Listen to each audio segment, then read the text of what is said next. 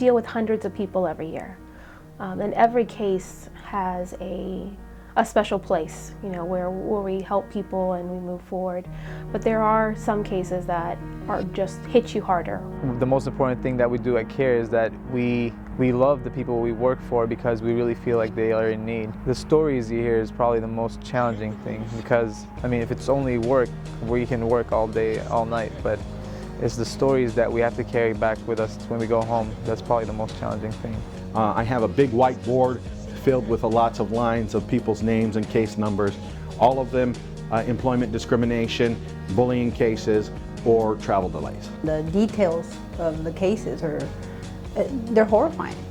Women getting their hijabs pulled off, people being called terrorists. I personally work in the immigration department, and so we help people in the community become citizens or reunite their families. And I think here at CARE Florida, we're working very hard to try to bridge those gaps and let people see that, everyone here they're just people. We all need the same kind of respect. Right now I'm dealing with a case of a U.S. citizen husband who is trying to get his wife to join him in the United States.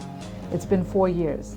And at some point, a young family wants to be together and wants to have children and wants to live together. But because of their ethnic background or because of their religion, particularly as Muslims, we're afraid. Even if they had been born here, not just people who become naturalized as citizens through a process, these people were afraid.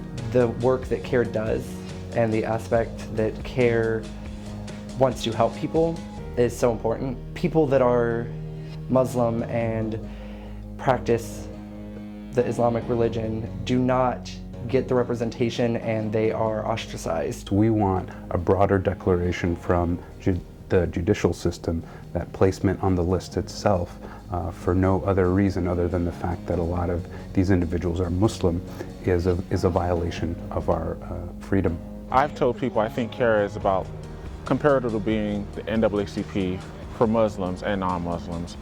I'm a graduate of Barry University School of Law, and the Career Services Office helped me to figure out that this company needed some help, and I applied, and thank God I got the opportunity. Anybody that's targeted for their race, religion, for anything, the clothes they wear, how they dress, anything like that, it's discrimination that doesn't need to be there.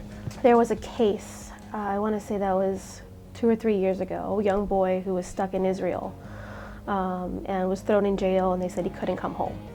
And I remember bringing him home and meeting him at the airport and seeing his family rejoice of having their son back, and the family thanking us, and the crowd and the media being there in support of a civil rights, human rights issue.